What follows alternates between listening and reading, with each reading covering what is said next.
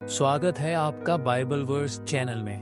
प्रिय आत्मा, यह पवित्र स्थान आपके लिए है जहां हम प्रभु के अनंत प्रेम में डूबते हैं और उनकी शांति में आत्मिक यात्रा पर चलते हैं। आज हम बात करेंगे आत्मा की गहराई से प्रार्थना कैसे करें। आइए प्रार्थना करते हैं और अपने हृदय को प्रभु के सामने खोलें और उनके प्रेम में खो जाएं। हे मेरे प्रभु, मेरे हृदय के मालिक, तू जो मेरी हर सांस, मेरे हर आंसू, मेरी हर पुकार को जानता है, आज मेरी आत्मा को अपने पवित्र प्रेम में लपेट ले। मेरे मन के सारे बोझ, मेरी सारी चिंताएं, मेरे सारे दर्द तुझ में समा जाए। मेरे शब्दों को अपनी करुणा से छू ले और मेरी प्रार्थना को तेरे सिंहासन तक पहुंचने दे। मुझे अपनी शांति दे, मुझे अपने प्रेम में डुबो दे। आमीन। बाइबल वचन मत्ती 6:6 कहता है, जब तुम प्रार्थना करो तो अपने कमरे में जा और द्वार बंद करके अपने पिता से जो गुप्त में है प्रार्थना कर, और तेरा पिता जो गुप्त में देखता है तुझे प्रतिफल देगा। आमीन। प्रार्थना यह कोई रस्म नहीं, कोई औपचारिकता नहीं, यह तो एक प्यासी आत्मा का अपने प्रभु से मिलन है। यह वह पल है जब हमारा हृदय प्रभु की बाहों में समा जाता है, जब हमारी आत्मा उनकी उपस्थिति में नाच उठती है। प्रार्थना वह पवित्र संवाद है जहां हम अपने डर, अपनी आशाएं, अपने दुख और अपनी खुशियां प्रभु के चरणों में अर्पित करते हैं। यह वह अक्षर है जब हमारी आत्मा प्रभु के प्रेम में डूबकर कहती है, प्रभु मैं दे रहा हूं। लेकिन आत्मा की गहराई से प्रार्थना कैसे करें? कैसे हम अपने हृदय को इतना खोल दें कि प्रभु हमारी हर सांस, हर धड़कन को सुन ले। आइए इस आत्मिक यात्रा पर चले जहां हम अपने भावनाओं को प्रभु के सामने उंडेलेंगे और उनके प्रेम में पूरी तरह समा जाएंगे। आमीन। क्या आपने कभी उस बोझ को महसूस किया है जो आपके सीने को दबाए रखता है? वह चिंताएं जो रातों को नींद चुरा लेती हैं, वह दर्द जो शब्दों में बयां नहीं होता, वह खामोशी जो आपके हृदय को भारी बनाए रखती है। प्रार्थना वह पल है जब आप यह सब प्रभु के सामने रख देते हैं। वह पल जब आप टूटे हुए हृदय के साथ, आंसुओं से भीगे चेहरे के साथ कहते हैं, प्रभु मैं थक गया हूँ, मुझे तुझ में शांति चाहिए, मुझे तुझ में विश्राम चाहिए। आत्मा की गहराई से प्रार्थना का पहला कदम है सच्चाई। अपने हृदय को प्रभु के सामने समर्पित कर दो। अपनी कमजोरियां, अपनी प्यास, अपनी आशाएं, सब कुछ। रोमियो 8:26 हमें सांत्वना देता है कि जब हम नहीं जानते कि क्या प्रार्थना करें, तब पवित्र आत्मा हमारी मदद करता है। वह हमारे आंसुओं को, हमारी सिसकियों को, हमारी खामोश पुकार को प्रभु के सिंहासन तक ले जाता है। तो डरे नहीं, प्रभु के सामने रो लें, हंस लें, चीख लें। वह सब सुनता है। वह आपके हर भाव को, हर दर्द को, हर खुशी को समझता है। प्रभु के सामने अपने हृदय को पूरी तरह खोल दें और देखें कैसे वह आपके बोझ को हल्का करता है, कैसे वह आपके हृदय को अपनी शांति से भर देता है। आमीन। यीशु ने हमें सिखाया कि प्रार्थना के लिए एकांत चाहिए। वह स्वयं रात की गहराई में, पहाड़ों की चोटी पर, बगीचों की शांति में अपने पिता से मिलने जाते थे। क्या आपने कभी सुबह की उस शांति में प्रभु को पुकारा है, जब दुनिया अभी नींद में डूबी होती है, जब हवा में एक पवित्र सन्नाटा होता है और आपकी आत्मा प्रभु के करीब होने की प्यास लिए थरथराती है? या रात की उस खामोशी में जब सितारे आपके दुखों को देख रहे होते हैं और आपका हृदय प्रभु की बाहों में समाने को बेकरार होता है? एक ऐसी जगह ढूंढे जहां आप और प्रभु अकेले हों। वह आपका कमरा हो सकता है, बगीचे का एक कोना हो सकता है, या बस एक शांत स्थान जहां दुनिया का शोर आपको छू न सके। वहां कोई दिखावा नहीं, कोई व्यवधान नहीं, बस तुम और तुम्हारा प्रभु। द्वार बंद करें, दुनिया को बाहर छोड़ दें और प्रभु के सामने अपनी आत्मा को उड़ेल दें। उस एकांत में आप प्रभु की बाहों को अपने चारों ओर महसूस करेंगे। आप उनकी शांति को अपने हृदय में उतरता हुआ पाएंगे। वहां उस पवित्र एकांत में आपकी आत्मा प्रभु के प्रेम में डूब जाएगी और आपका हृदय उनकी उपस्थिति में नाच उठेगा। आमीन। प्रार्थना केवल हमारा बोलना नहीं, बल्कि प्रभु का सुनना भी है। हम अक्सर अपनी बातें, अपनी मांगे, अपने दुख प्रभु के सामने रखने में खो जाते हैं। लेकिन क्या हम रुककर उनकी आवाज सुनते हैं? क्या हम अपने हृदय को इतना शांत करते हैं कि प्रभु की मधुर आवाज हम तक पहुंच सके? आत्मा की गहराई से प्रार्थना का अर्थ है प्रभु को अपने हृदय में बोलने का मौका देना। कुछ पल चुप रहें, अपनी सांसों को गिनें, अपने मन को शांत करें, अपनी आंखें बंद करें और प्रभु की उपस्थिति में डूब जाएं। हो सकता है प्रभु आपको कोई वचन याद दिलाए, कोई विचार दें या बस अपनी शांति से आपके हृदय को लपेट ले। भजन संहिता 46:10 हमें बुलाता है, शांत हो जाओ और जान लो कि मैं परमेश्वर हूँ। उनकी आवाज को अपनी आत्मा में गूंजने दे। वह आवाज जो तूफानों को शांत करती है, वह आवाज जो दुखों को शांत करती है, वह आवाज जो आपको प्रेम से भर देती है। जब आप प्रभु की आवाज सुनते हैं, आपका हृदय उनकी शांति से भर जाता है, आपका मन उनके मार्गदर्शन से रोशन हो जाता है और आपकी आत्मा उनकी महिमा में नाच उठती है। आमीन। यदि यह आत्मिक यात्रा आपके हृदय को छू रही है तो कृपया इस वीडियो को लाइक करें और हमारे बाइबल वर्स चैनल को सब्सक्राइब करें।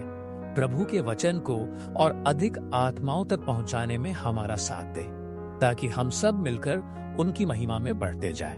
क्या आपने कभी प्रभु का धन्यवाद करने के लिए रुका है? न केवल आशीषों के लिए, बल्कि उसकी उपस्थिति, उसके प्रेम, उसकी विश्वास योग्यता के लिए। क्या आपने कभी उनके प्रेम के लिए, उनकी करुणा के लिए, उनकी उपस्थिति के लिए अपने हृदय को कृतज्ञता से भरा है? आत्मा की गहराई से प्रार्थना में कृतज्ञता का स्थान बहुत खास है। जब हम प्रभु की स्तुति करते हैं, हमारा हृदय हल्का हो जाता है, हमारी आत्मा उनकी महिमा में नाचने लगती है। भजन संहिता 100:4 हमें प्रेरित करता है, उसके फाटकों में धन्यवाद और उसके आंगनों में स्तुति करते हुए प्रवेश करो। अपनी प्रार्थना को स्तुति से शुरू करें। प्रभु के प्रेम के लिए, उनकी करुणा के लिए, उनके साथ बिताए हर पल के लिए धन्यवाद दें। उन छोटी छोटी चीजों के लिए धन्यवाद दें जो वह आपके लिए करता है। सूरज की किरणें, आपके प्रियजनों की मुस्कान, आपके हृदय की धड़कन। और जब आप उनकी स्तुति करते हैं, आप देखेंगे कि आपका हृदय उनकी रोशनी से भर जाता है, आपकी आत्मा उनकी महिमा में डूब जाती है और आपका जीवन उनकी कृपा से चमकने लगता है। आमीन। आत्मा की गहराई से प्रार्थना का एक और सुंदर पहलू है दूसरों के लिए प्रार्थना करना। जब हम अपने परिवार, अपने मित्रों, अपने समुदाय, यहाँ तक कि अपने शत्रुओं के लिए प्रभु से प्रार्थना करते हैं, हमारा हृदय प्रभु के प्रेम से और गहरा जुड़ता है। क्या आपने कभी किसी के दुख को अपने हृदय में महसूस किया है? क्या आपने कभी किसी की खुशी के लिए प्रभु का धन्यवाद किया है? यीशु ने हमें सिखाया, अपने शत्रुओं के लिए प्रार्थना करो। मत्ती 5:34 में लिखा है। यह प्रार्थना हमें विनम्र बनाती है। यह हमें प्रभु के उस प्रेम को समझने में मदद करती है जो बिना शर्त है। जब आप किसी के लिए प्रार्थना करते हैं, आप प्रभु के हृदय को छूते हैं। उनकी करुणा आपके माध्यम से बहने लगती है, आपका हृदय उनके प्रेम से भर जाता है और आपकी आत्मा उनकी शांति में विश्राम करती है। दूसरों के लिए प्रार्थना करें, उनके दुखों के लिए, उनकी जरूरतों के लिए, उनकी खुशियों के लिए, और देखें कैसे आपका हृदय प्रभु के प्रेम से और गहरा जुड़ता है। आमीन। प्रार्थना एक बार की घटना नहीं, बल्कि एक पवित्र जीवन शैली है। यह वह धागा है जो हमें हर दिन, हर पल प्रभु से जोड़े रखता है। सुबह जब आपकी आंखें खुलें, अपनी आत्मा को प्रभु को समर्पित करें। दिन के हर पल में, चाहे वह खुशी का हो या दुख का, प्रभु को याद करें। रात जब आप बिस्तर पर लेटे हैं, उनकी उपस्थिति में शांति पाए। 1 थिस्सलुनीकियों 5:17 हमें प्रेरित करता है, निरंतर प्रार्थना करो।